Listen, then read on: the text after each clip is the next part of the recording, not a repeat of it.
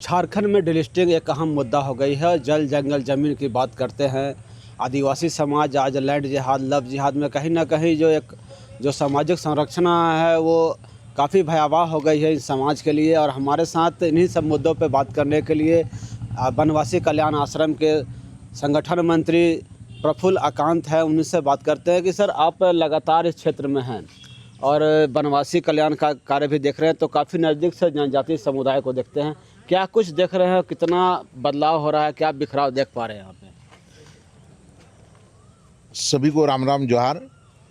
अभी जब लोअर दगा में बैठकर हम बात कर रहे हैं तो एक बात ध्यान में आ रही है कि हमारे आदिवासी बहनों के साथ जिस तरह की एक लैंड जिहाद की घटनाएं ये बढ़ते जा रही हैं, यानी मुसलमान व्यक्ति आदिवासी बहनों को बहलाकर, फुसलाकर, डराकर, धमकाकर, मैं इसलिए डराकर धमकाकर बोल रहा हूँ क्योंकि डराकर धमकाकर भी शादी कर रहे हैं और उनके ज़मीन पर ही कब्जा कर रहे हैं। ऐसी नहीं है, अभी उससे आगे बढ़कर शादी करने के बाद मार भी डाल रहे हैं ज़मीन हड़प कर। तो ये एक बहुत भयावह स्थिति है। पर एक बहुत उत्साह की बात भी है।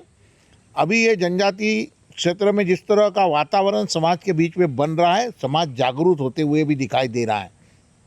मुझे ऐसे लगता है कि आने वाले समय में मैं सरकार को भी आगाह करता हूँ कि सरकार इस विषय में अगर ध्यान नहीं देगी तो आदिवासी जनजाति समाज, ये जो मुसलमान लोग, जो इस्लामिक लोग, जो तथाकथित ईसाई लोग समाज को बांटने का काम कर रहे हैं, उनको नहीं छोड़ेंगे। ये एक उत्साह का वातावरण भी दिखाई दे रहा है। पर एक बात तो पक्की है कि पूरे झारखंड में जनजाति समुदाय पर अन्याय, अत्याचार ये बढ़ते जा रहे हैं और दूसरी तरफ अपनी धर्म की रक्षा के लिए जनजाति समाज जागरूक होते हुए दिखाई दे रहा है। और इसलिए मैं ऐसे नहीं कहूँगा कि झारखंड का आदिवासी ये समाप्त होगा, नहीं होगा। झारखंड का जनजाति समाज ये भगवान बिरसा मुंडा का वंशज है। झारखंड का वनवासी समाज वो सिद्धू कान्हू का वंशज है। झारखंड का वनवासी महिलाएं ये सिंगी देई की वंशज है। और इसलिए उन्होंने ईसाइयों को, ब्रिटिशर्स को भगाया था। अभी समय आ गया है, पुनः समाज जागरूक हो रहा है। अभी बदलाव पक्का है। सरकार जागरूक हो जाए, नहीं तो ऐसे सरकार को भी उखाड़ फेंकेंगे और समाज अपनी धर्म की रक्षा स्वयं करने में सक्षम है। तो लगातार इस क्षेत्र में आप बैठकें भी कर रहे हैं, ग्रामीणों के बीच पहुंच रहे हैं। कितना जो जन आंदोलन है वो तेज गति पकड़ रहा है यहाँ पे? अभी जन आंदोलन तेज गति पकड़ रहा है। मैं देख रहा हूँ कि बिरसा मुंडा जी ने ये अंग्रेजों को डिक्कू कहा था। हमारे झारखंड प्रदेश में ईसाइयों ने क्या किया, अन्य समाज के लिए, समाज को ही आदिवासियों के द्वारा डिक्कू करने के लिए ये किया। तो मैं ये बताना चाह रहा हूँ कि अभी आदिवासी समाज जागरूक हो गया है। अभी झारखंड के अन्य समाज को डिक्कू नहीं कहेंगे, ईसाइयों को डिक्कू जरूर कहेंगे, क्योंकि भगवान बिरसा मुंडा ने वो ब्रिटिशर्स को डिक्कू कहा था, वो ईसाइयों को डिक्कू कहा था।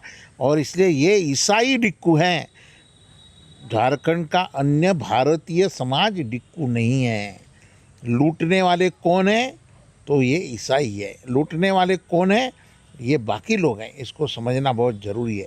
और इसलिए अभी समाज ने जो बात इनके मुंह में ईसाइयों ने डाली कि डिक्कू कहो अन्य समाज को, अभी झारखंड का आदिवासी समाज ईसाइयों को डिक्कू कह के उनको भगाने के लिए तत्पर होगा। अगर वो यहाँ शांति के मार्ग में रहेंगे तो अच्छे से रहेंगे, पर लोगों को बदलने का काम करेंगे, हमारी धर्म को अगर ख़त्म करने का काम करेंगे तो यहाँ का आदिवासी समाज चुप बैठने वाला नहीं है। तो बिल्कुल, वनवासी कल्याण आश्रम के संगठन मंत्री थे जिन्होंने साफ तौर पे कहा कि जिस तरह से वर्तमान में ईसाई समुदाय, जो अंग्रेज़ों को दिक्कू कहा गया था, उसको आज अन्य कास्ट या फिर कहे कि जो बिहारी लोग हैं यहाँ झारखंड में, उनको दिक्कू का कहकर कहीं ना कहीं आक्रोशित करते हैं। और हमारे साथ झारखंड ये जनजातीय सुरक्षा मंच के संयोजक हैं संदीप उरांव जी, उनसे ही बात करते हैं कि संदीप जी, जिस तरह से लोहरदगा में ही अगर बात करें, लोहरदगा गुमला का क्षेत्र में जिस तरह से ईसाई मिशनरी जिस तरह से धर्मांतरण कर रही है, तो उसमें क्या देखते हैं इसको लेकर के आप लोग? देखिए, लोहरदगा ही नहीं, पूरे छोटा नागपुर झारखंड का प्रदेश में या तो भारत का अन्य प्रदेश जो है, जो जनजाति बाहुल क्षेत्र में रहते हैं, वहाँ जोरों से धर्मांतरण का काम चल रहा है। और ये धर्मांतरण करने से सिर्फ ईसाइयों का नहीं, मुसलमानों में भी धर्मांतरण हो रहा है। और ये राजनीतिक प्रतिनिधित्व को छीनने का काम है। वहाँ पर रोटी बेटी माटी को एक लूटने का काम है। और वहाँ पर पंचायत से लेकर के लोकसभा सीट तक उन लोग काबिज करना चाहता है।